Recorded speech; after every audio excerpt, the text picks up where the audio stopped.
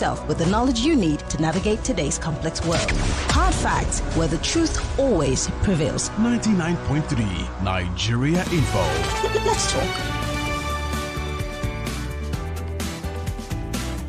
All right, it's time for the big hard facts. 4 minutes gone past the 5 o'clock hour. It's still the nation's #1 talk news and sports radio station. We're broadcasting live from our audio-visual studios right here in Itimi and Crescent, Victoria Island, Lagos. I'm Maryann Okon. I did promise to bring back the special advisor to the governor on climate change. She's back here. Titilayo Oshodi is in charge of climate change and circular economy. And last week we had very little time to touch on very important issues, but then she kept her promise and she's back here with us in the studio live. I know that you are I think I've disturbed you the most in all of the government officials in Lagos, but then it's your job and you're happy to do it. So I'm glad that you are here in the studio. Good afternoon or good evening. Thank you for coming to the studio again. Thank you for having me. Always a pleasure to have you in the studio because I always learn something new. Now let's start by, this is going to be more of a question and answer session because Lagosians have questions. But I went to the store last week, just after we had a conversation, and I wanted to buy some things.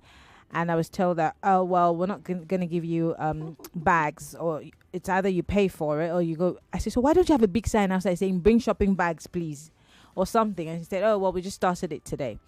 And I didn't even get mad because I sort of knew. It just came to me that, oh, okay, this is us staggering the phasing out of plastic bags. A very big chain in Lagos is also now telling us with a big sign outside that you're coming, bring your shopping bag, which is a great thing and gives me that feeling of, being in England. In England, you take, a shopping bag to the store if you want to buy anything. Yes. So, but then a colleague of mine and I were having a conversation and I said, this is a great business idea, which I'm not going to share on the radio. But how do you think people are taking the staggered phasing out of plastic bags in Lagos?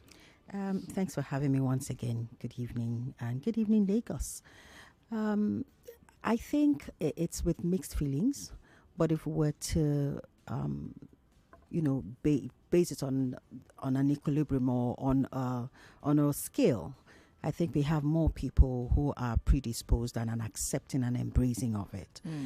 Because it's been a long time coming. If we all accept that those single-use, those plastics bags, the straws and those, styrofoams have done a lot more damage than good, then isn't it worthy and best for us to start to do without it and look for alternatives?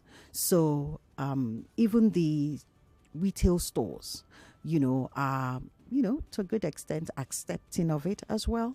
I have spoken to a retail store that they've already started to look at alternative options, but they're even driving circular economy practices through the production of their shopping bags, which makes Lagos State look really good. I know.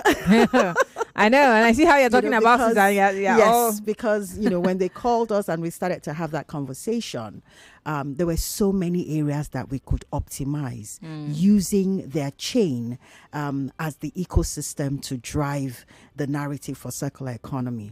And just like you have said, it has also posited another huge opportunity for commerce, a big market as well. A big market, I take you back to COVID when we had, strangely, a shortfall in the supply of face masks, and we also are using Ankara. Yes, and from there, everybody started to improvise and look for ways to cover their faces and protect themselves. And then there was the clinical aspect that the Ankaras or the other improvised ones do not have the filter.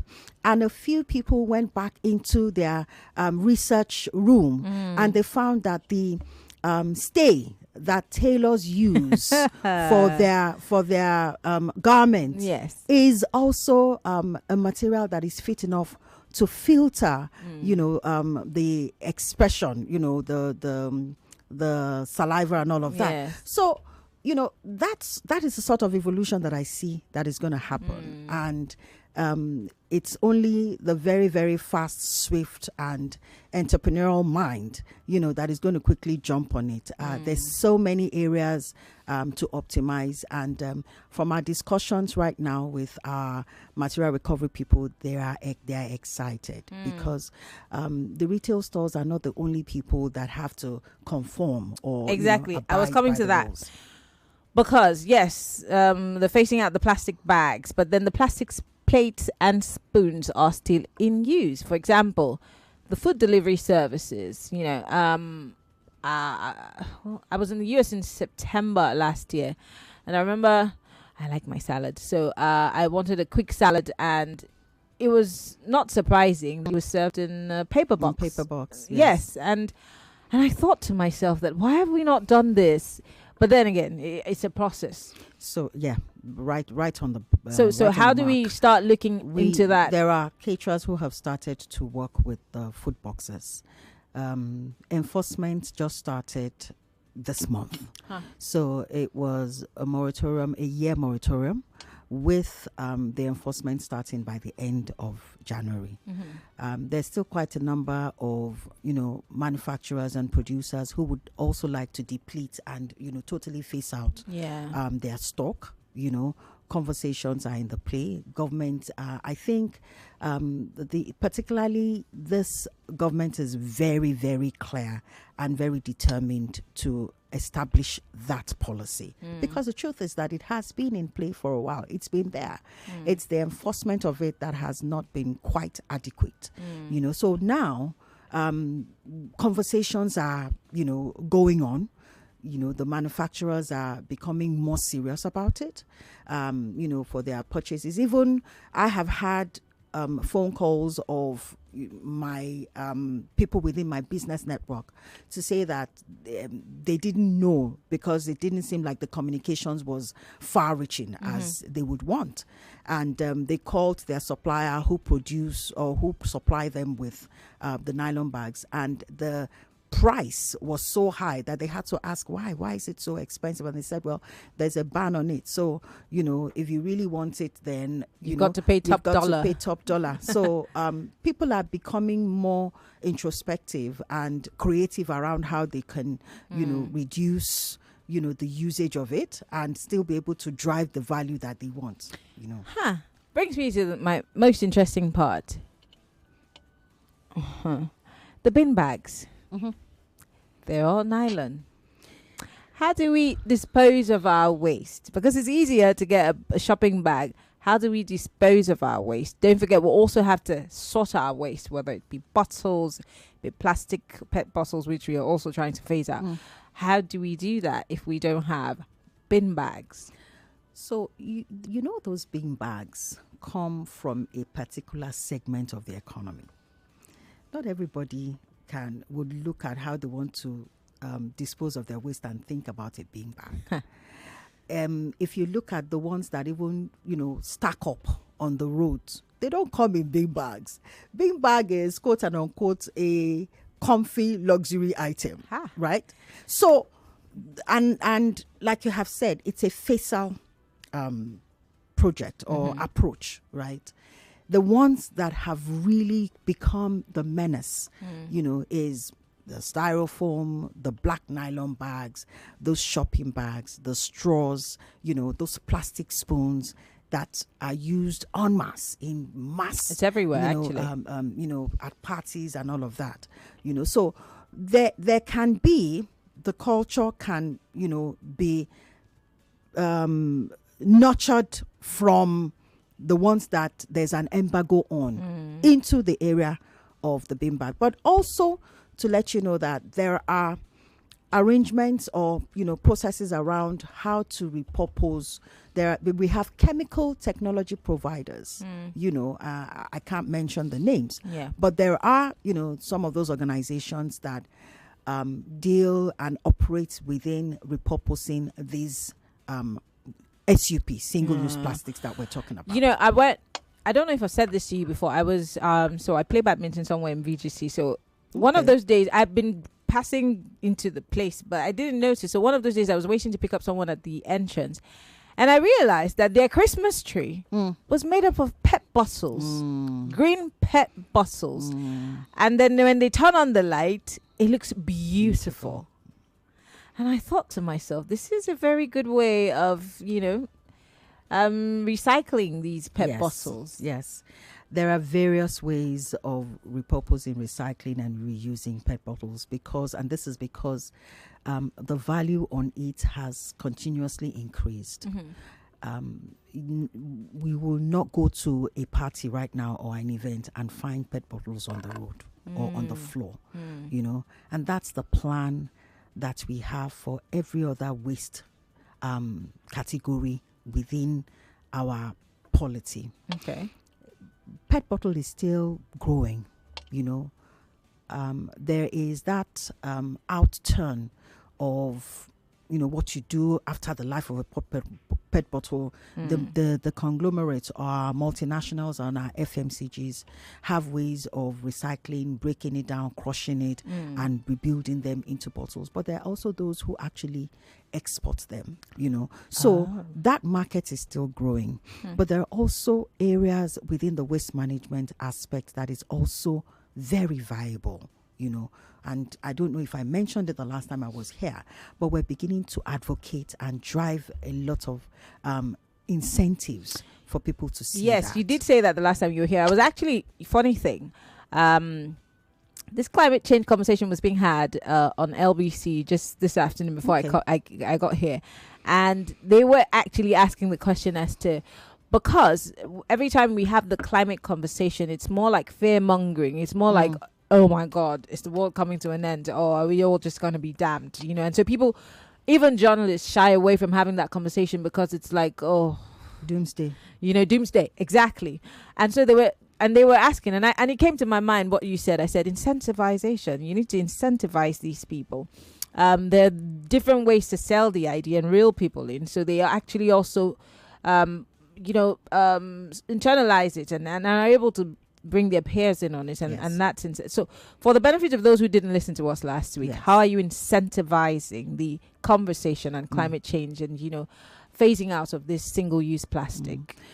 Because we understand that it is a behavioral attitude, and to get people to transition away from what they are used to, change management is the most hardest and also very critical to establish. So attaching an economic benefit to adopting a circular process or adopting a circular approach to living has been segregated into so many ways for us. We have looked at the pyramid of the socioeconomic strata, and we say, okay, if we really want to hit the core of our population, we're going to go to the bottom, the grassroots, right? And if we're going to do it, we're going to touch on very, very strong influencers within that strata. And who are those strong influencers? The homemakers, the women, that are mothers in the home, and the children as well.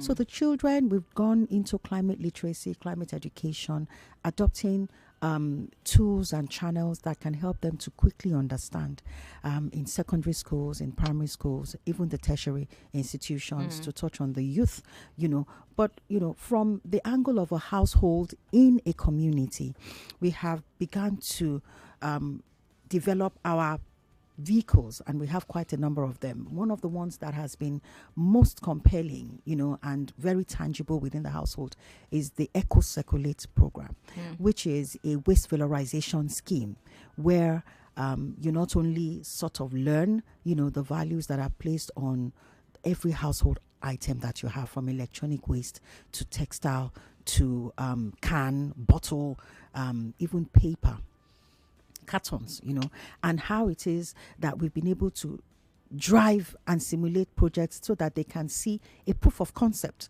that there are businesses already in the city right now that are waiting to collect these items in exchange for whatever value.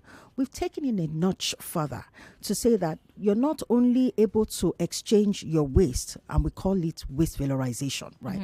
Not only exchange it for money, for cash, but you can exchange it for social amenity. partnership and collaborations with, ministries Sorry, in say that transportation. again, because somebody said, say it again. Yes, you can have it exchanged for social amenity, discount in your social amenity, transportation. The cowrie card cowrie is a card. payment form. You can get a discount in exchange, for that. The Lazra card, has a payment chip on it. You can get a discount on it for that. You can work, with a social health policy to get some form of discount. So we're driving not only efficiency through the platforms that Lagos State government, under the leadership of Mr. Babajide Sanwo-Olu, effectively for our people, but we also are driving a quality of life that is better through technology. So even that, we can go beyond. We've started to develop programs for people in the high end. Remember that I said in the pyramid, we know that the bull's eye is within the structure of the grassroots. But also for the high end, the business people, the HNIs, they may not necessarily want anything in exchange for their waste, but it does not mean that they do not generate waste, and it does not mean that they are not willing to dispose of their waste, or they do not have to dispose of their waste.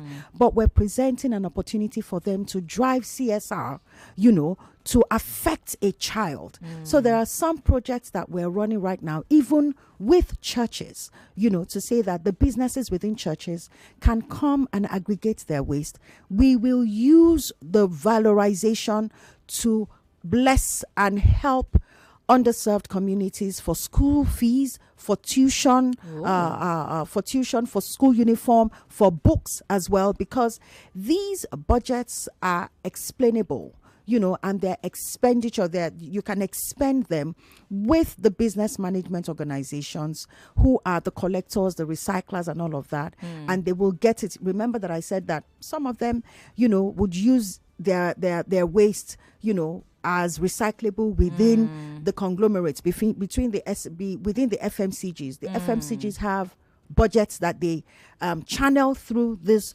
micro businesses, and the same for those who also export as well. So they can dispense, they can exchange in value for waste. Our positioning and our mission is to help the communities understand that it's not business as usual anymore with your waste. There is something that you can gain in terms of revenue, no matter how small, from your waste.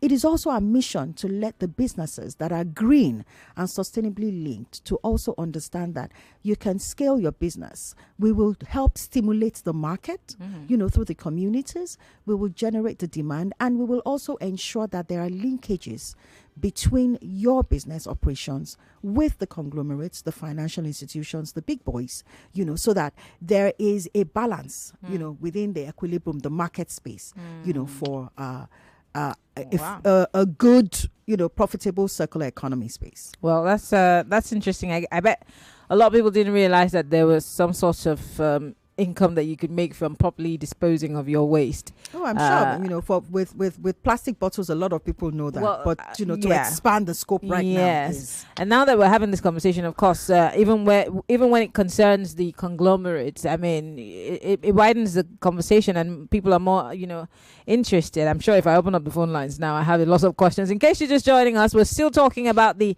climate agenda for 2025 in Lagos, and I'm being joined in the studio by the special advisor to the Lagos State government on climate change and circular economy, Titilayo Oshodi.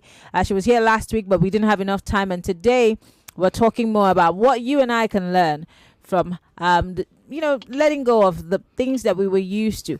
Now, it takes me back, before we go on a break, I just have 2 minutes. When we were growing up, people who sold, before we started having the Mr. Biggs, sorry for calling the brand. Yeah. I don't have money. The mama puts were using metal spoons, because those were reusable. You would wash them and use them again. And then all of a sudden, we just had that flood of plastics everywhere. Whatever happened to going back to that? Do you think it's going to be easy? And in fact, I must tell you, I also realized that I've seen this new phase of wooden spoons and forks, for food, fast food. Yes. Which is, you don't find it everywhere, but I'm guessing that it's going to cost a little bit more than, using plastics. Is this something that we're also encouraging here as, part of the whole? I think so. You see, these are all seated within a culture that has evolved over a period of time. And, might I add that these are proponents of fossil fuel. Do you understand? So plastics have become very highly proliferated because of the petroleum that we are, accessible to also. And, building up on that, we have plastic practically everywhere.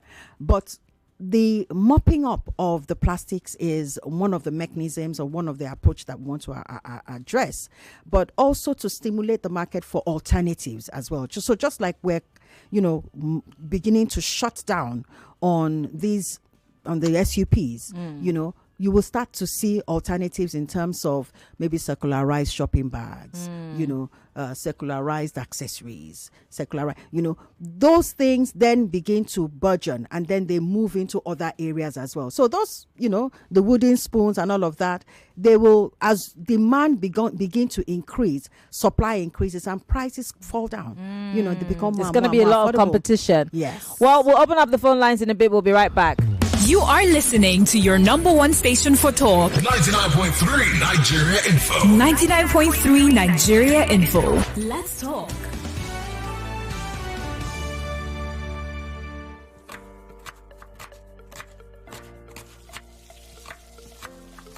Meals have a way of taking us on a journey. And when you add plenty of vegetables like efo, ugu, and season with the rich taste of Knorr seasoning cubes, even better.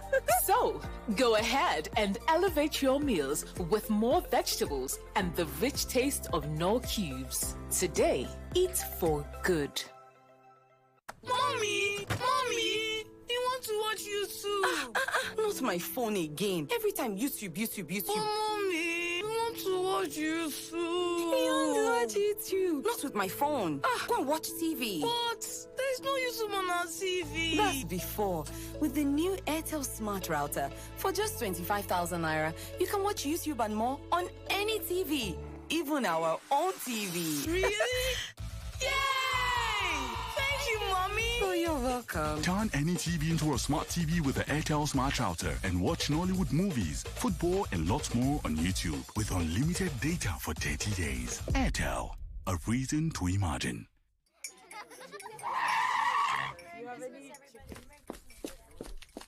Sorry, madam. There's an emergency at the shop. They need you now. It's a serious... Nothing is more serious than a Golden Morn breakfast with my family. Don't you understand? All our winnings start with a nutritious golden breakfast. Now, sit down. Please join us. Yes, ma'am. At once. Breakfast is serious business. Handle it with a nutritious Golden Morn. Now with a great new look. Trust Golden Morn to help fuel your family to win every day. Golden Morn. Make every day golden. Hello, excuse me. This Milo pack looks different.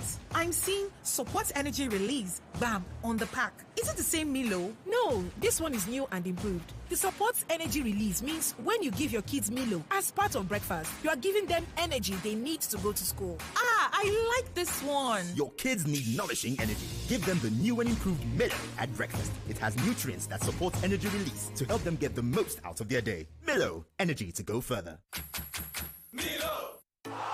In the cooking game, you need a winning game plan. I'm not just talking about your fresh ingredients, utensils, or cooking skills. I'm talking about your choice of seasoning. Your game plan is incomplete without Maggi chicken flavor. Made with a flavorful formation of onions, celery, turmeric, it's the game changer. Elevate the taste of your everyday dishes with delicious rich chicken flavor. Oh yeah, let's go. New Maggi chicken flavor, the game changer. Anything I want. Mama, they don't dash me 20,000 naira woof.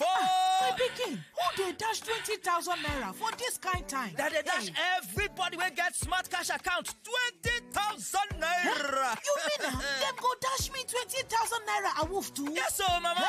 That they dash all old and new smart cash users 20,000 naira a wolf. Oh yeah, tell your yard people make them dial star 939 hash or download smart cash app to open their own account. Make themselves enjoy 20k a wolf. Every time where you buy airtime or pay bills with smart cash, you go chop inside your 20k. Terms and conditions they shall. I don't see my own wolf. Oh. Smart cash powered by Airtel. My children are athletes. From the moment they wake up, they keep playing and learning. So, when I pack the new Milo NS snacks into their lunchbox, I'm giving them a delicious snack with the goodness of malt, milk, cocoa, and crunchy Niger-grown maize containing calcium, iron, and fiber. Milo NS Snacks, snack of future champions to help your kids refuel and keep winning all day. Milo, energy to go further. Milo! It is the season of love, ladies and gentlemen, and I have it under good authority to tell you that on Nigeria Info, one play is going to be shaking up your world. Don't miss out on your chance to win your share of 10 million naira. Yes, 10 with 6 zeros following it. Yeah, I did not stutter. You heard me properly. 10 million naira, all going down this Valentine's Day, the 14th of February, 2025. Now, any ticket you purchase between now and the 14th of February, 2025 automatically qualifies you for the Val Mega Jackpot. Now, to play, the parameters haven't changed. What are you waiting for? Pick up your phone, dial star 347 star 880 star 3 hash.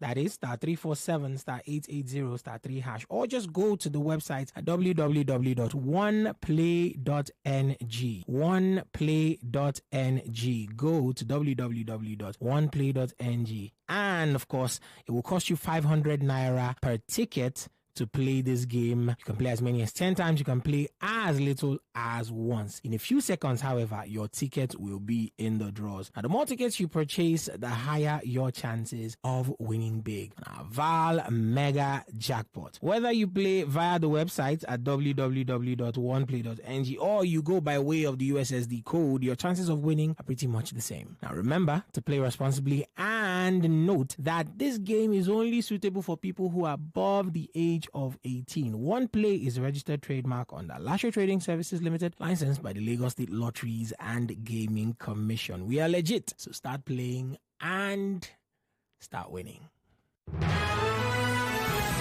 You are listening to your number one station for talk. Your number one station for talk. 99.3 Nigeria Info. Let's talk.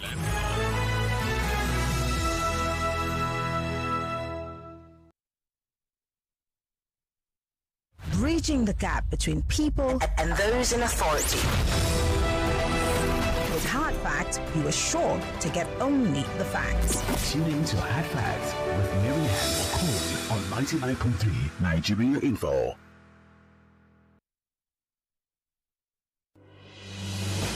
There's a reason why over 1 million people tune into Hard Facts every day. We discuss in-depth stories with sources behind the facts. The Lagos State High Court has convicted, suspended the Chicago certificate story. It's never going away, is it? Show with stories for the day. You hear diverse voices and opinions. Husband is not a magician, and she was meeting campaign with her husband, knowing that. You should not be happy because there is nothing to happy about. Yeah, it's quite pathetic the way the country is going. We distinguish each story accurately with analysis. It's Hard Facts with Maryann Okon on 99.3 Nigeria Info.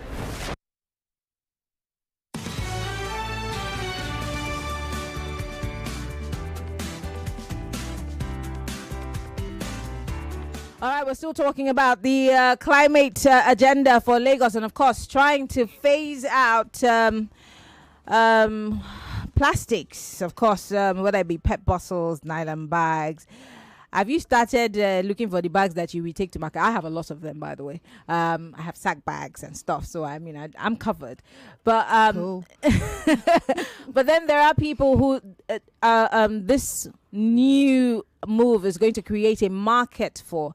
Are you taking advantage of it? I heard Kofi Batel's asking that same question. Are you taking advantage? Are you coming up with creative ideas on how to take over the market while we phase out the ones that are not good for our climate and, the atmosphere, and the ones that are releasing, poisonous gases into the atmosphere? What are you doing to take advantage? And did you know that if you properly dispose of your waste, you probably might make money off it? Well, the phone lines are open. We're live, facebook.com/Nigeria Info FM. We're also live on YouTube, Nigeria Info FM. You could join the conversation. The special advisor to the government of Lagos State on climate change and circular economy, Titilayo Oshodi, is here to take all your calls, your questions, and your comments. 0201 465 7190. That's 0201 465 7190. My name is Maryann Okon, by the way. I forgot to say my name. Join the conversation, Lagos. Hello, welcome to Hard Facts. Good evening, Maryann. Good evening.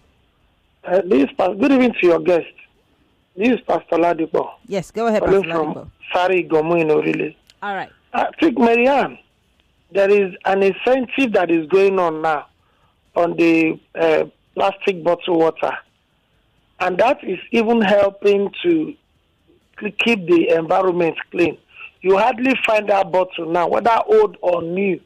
People are seriously picking it. Lovely. But I want to ask your guest, these polythene bags, is there any other incentive too, and cartons that somebody can do it, so that at least if there's also a recycling place for it, maybe people can also be doing the same thing the way they are doing for plastic today. Thank you. All right, Pastor Ladipo, thank you very much. Thank you, Pastor Ladipo, and thank you for that question. So plans are in place. I just haven't, one, I cannot mention the name of the brand.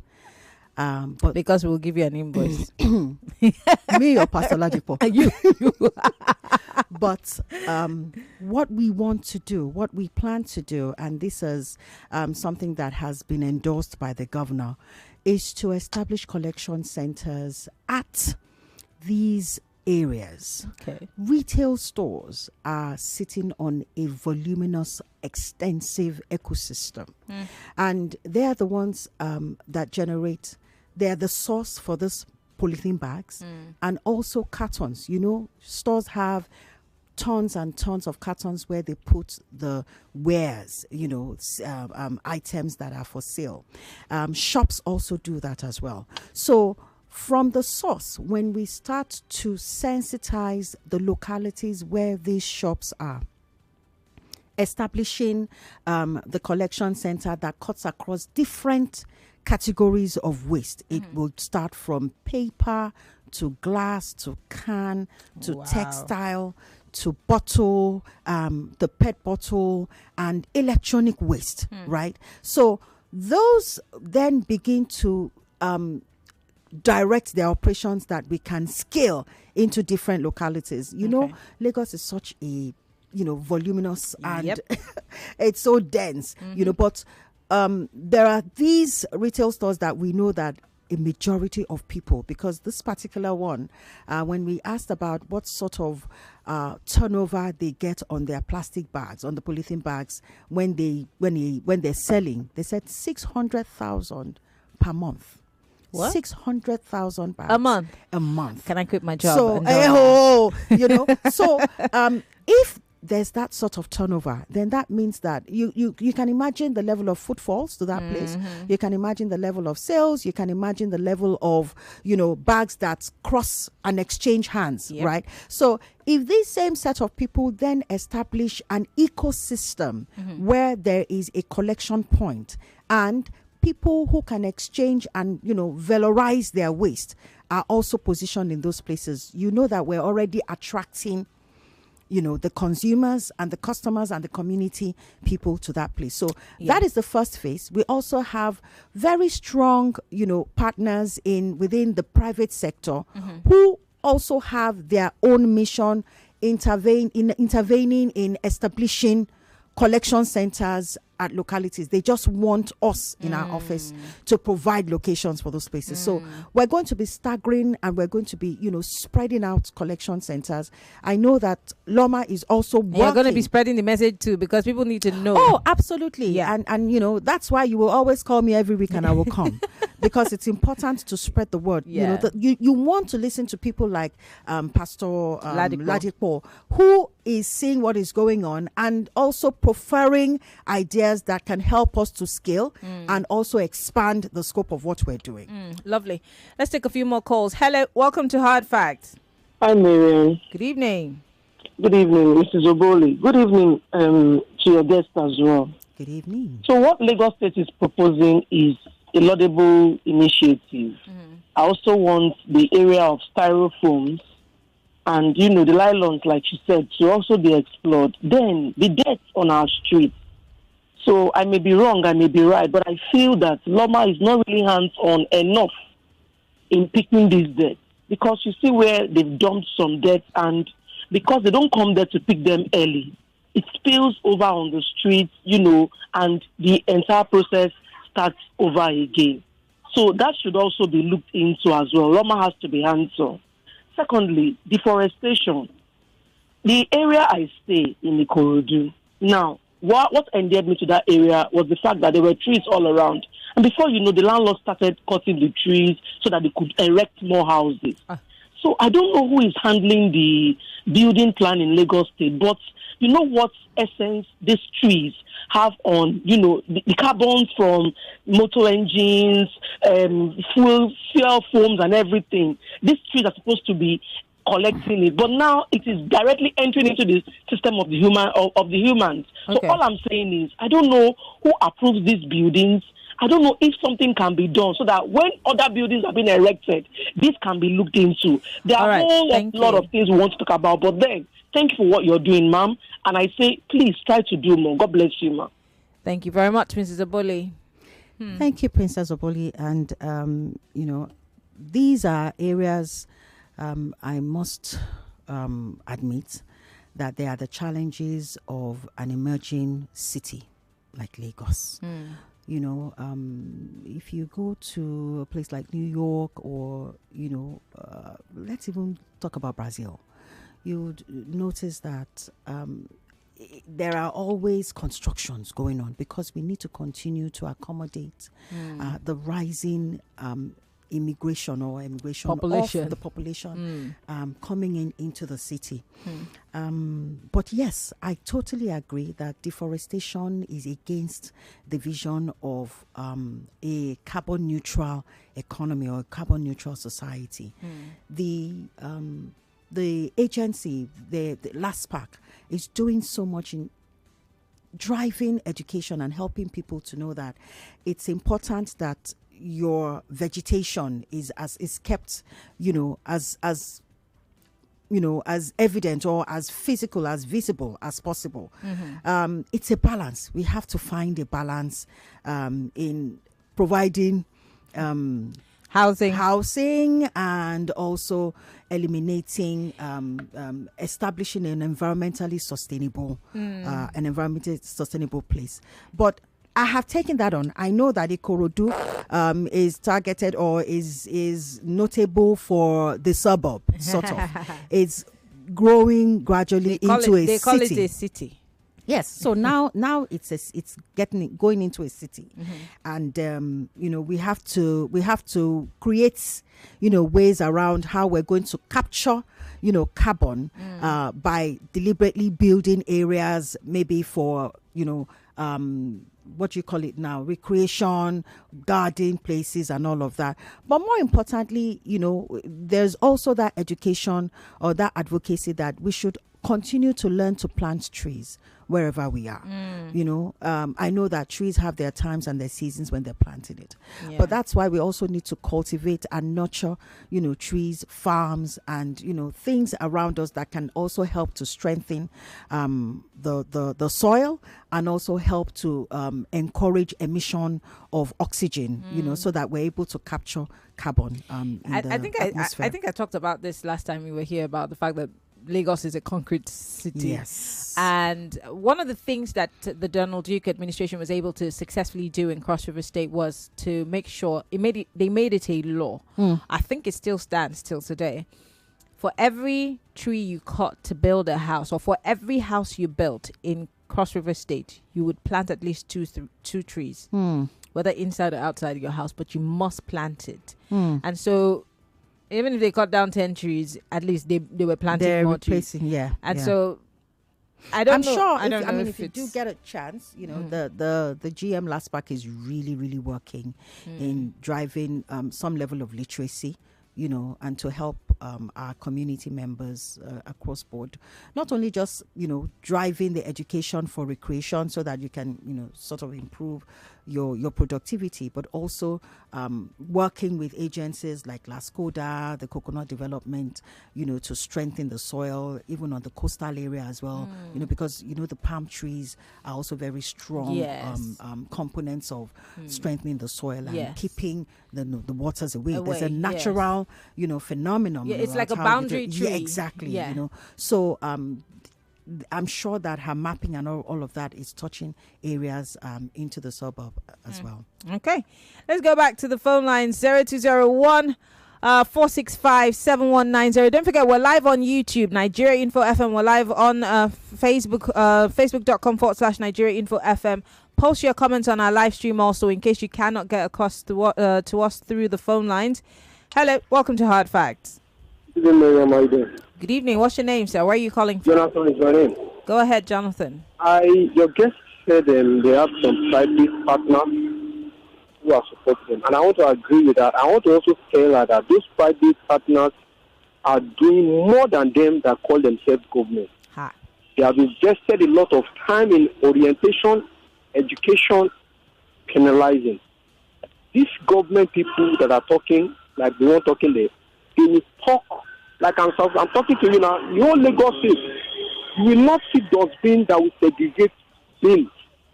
But when you go into private settings, you will see a lot they have invested in. So I think we really just be talking alone. We want to see segregation of bins. And the bins all over the state. I have not seen that. Maybe your guest will correct me if I'm talking right. But if you walk into any private setting, like your own company there, Maryann, you will see that you have bins for paper, plastic bins. We are not seeing that out here. Okay. So they need to do more. All right. Thank you, Jonathan. And he raises a great question about, I asked that question earlier. How do we separate the bin? Because we're going to expect the people to do to do the things that we're asking them to do, but then they also need the push. Again, I go back to Cross River. So you were not allowed to throw your trash on the floor because there were bins everywhere, in buses, in cars. It was by force. And they made it, we inculcated it so much that if somebody came from out of town and was eating anything and wanted, the way that the people in the bus will shout at you, you will know. And if you by any means threw anything out of a moving car, there's a car that's following you to your destination. They will pack it and then they will bring it to you and they will grab you. So, but what he's saying is that Lagos State government needs to show working more than what they're hearing you say. Yeah. Okay, so there are two sides to this coin. Loma, through the Ministry of Environment, expended and invested a lot in dustbins, waste bins, even the ones that are segregated. You and I know. Let me give you an example. The poles, before the third mainland was completed, the level of vandalization that goes on those poles, where they turn those things into spoons and stuff like that, right? When they completed that bridge, those lightings, those reflectors, we found people over time picking them up, trying to use them for something else. It's a catch-22. You're providing infrastructure, things that can aid a behavioral change. But you have some bad eggs who see it as an opportunity to enrich themselves at the deprivation of the other people or the community members. Yeah. You have seen dustbins, metals that are stolen, those big ones that you put on the roads, when we had those the ones that had the tires, where you find people steal those things that are supposed to be outside. Are you going to have your dustbin and put it inside your compound? Shouldn't it be outside? But you cannot afford to put it outside, because before you wake up the next morning, somebody has gone to steal it. So what do we clean up first? The attitude of our people, or the infrastructure that needs to be provided? The reason why private sector, and I'd like to correct that. Private sector cannot get to do anything if they're not in consonance or some form of, legalization from the government. Yes. All of the private sectors that we work with right now already have a handshake with us to be able to do what they do. So we're not oblivious to what is happening. The reason why it is easy for private sector, because they will want to get returns on their investment. So they will put controls in place to ensure that there is sustainability on the projects that they run. They also want to be able to defend the budget when they do this spend. Now, this is the reason why we have chosen to walk the path of incentivization. When somebody was talking about debts on the street, if I, in my kitchen, find that what I generate that goes into my dustbin, I have some level of value on it, it will not end up on the streets. Do you understand? That's why that incentivization is the binding constraint. That is the approach. That is the legal tender that we want to use right now. Let's begin to reshape the minds of the people. Let them see that rather than throw those things away, you can keep them, and there are businesses that you can trade with, that you can go into commerce with. And that's at the level where it's just commerce. There's so many layered, value and profits and gains from it, but I can't go, it's high advanced. I just want to go on the pedestrian level, and it's just, on that. So basically it's a process. We're going to get there at some point, but we need to deal with the mindsets first. Absolutely. Obviously. Absolutely. All right. Hello. Welcome to Hard Facts. Hello. Good evening. Good evening, Babe Maria. The two special guests who are advisor to Lagos State Government this evening. My name is Godwin, calling from Lapway. Go ahead, Godwin. Yes, I want to congratulate your guests and you in particular for your everyday, very important topical discussion being raised on daily basis. Your guests doing a great work. And in as much this is being done, it has both social, health, economic value to the society. I therefore want to equally suggest that apart from the radio publicity, then this information or publications can equally go through the CDAs and CDCs. And there should be a reward for this thing being gathered and being taken care of. Okay. And if the government is sincere about this, definitely you will see results coming out. Okay. And I want to at this point also add that while we are talking about this, there are other areas like the public toilet, and that has to do with Lagosians on the public environment or road. That's under the purview of the Ministry of Environment. That's what's his name? That's Uncle Jimmy's friend's purview. No, not Mrs. Oshodi's purview. But thank you for raising it. That's a very important thing. Something that's fast disappeared, but that's not under your purview, obviously. But he also asked a very important question. I don't know if you were listening from the beginning, because we said there's incentive. Yes, but and for communities. Yes, are you going to the LCDAs? Is that so sensitization the only there? way that we can connect with the communities in the bottom of the pyramid, who is grassroots, is through the LCDAs, is through the local government areas. But do you think they're doing a good job? Because if he's saying that these LCDAs are supposed to take advantage of the situation to bring that information to them, it means that maybe they're not doing a great job, and that's why most people are asking these questions. We're not driving the programs through government. We're driving it with government, with businesses. You know, the businesses are they're running their enterprise for profit. If you want to continue to run your operation and you want to profiteer, then you ensure that it is sustained. So the critical stakeholder in ensuring that we're touching the communities is the businesses. I always say, and I said it the last time, that I have an EBN network that sits over 500 nano micro businesses that are green and sustainably linked. What we want to do is mentor them, provide business support, and have them strategically positioned in communities such that they can have, the access to the market when we stimulate that market. We can work with the big boys in terms of channeling funding for them. And we can also help them to build and scale when their operations are, improving and increasing. We let the communities take ownership of it, because if they're going to get more workers, or if they're going to recruit more employees, they will do it within that system, within that community. So if you have, at least in a locality, in a local government, you have like 10 to 20 collection centers, right, within that space. And the people who live there are also the ones who know how much the collection of their waste has done for them. They will protect it. Yes. They will work with it. They will make it sustainable. Well, so we're working with businesses to do that. Lagos businesses, let me say it in Pidgin, are they here? Unfortunately, our time is fast spent. I want to say thank you to the special advisor to the Lagos State government on climate change and circular economy, Titilayo Oshodi. Always a pleasure to have you. Like I said, so much. Every time you come, we learn something new. And I hope that Lagosians will take you up on this things that you've talked about, and then, of course, see if they too can profiteer from it. Like you have said, it's a business of profiteering and also helping the climate to get better. Thank you so much once again for coming on the show. We really appreciate Thank you for having me. Thank you so much. Well, Lagos, that's the show. Don't forget, follow Nigeria Info on all of its platforms on social media, Facebook, Twitter, Threads, on TikTok. And you can follow me also on Twitter, Facebook, Instagram, MIMIEY, or just search for Maryann Okon anywhere else. I love you, Lagos. I'll be back here tomorrow with Hard Fact Awards. Have a good evening. The news comes at the top of the hour.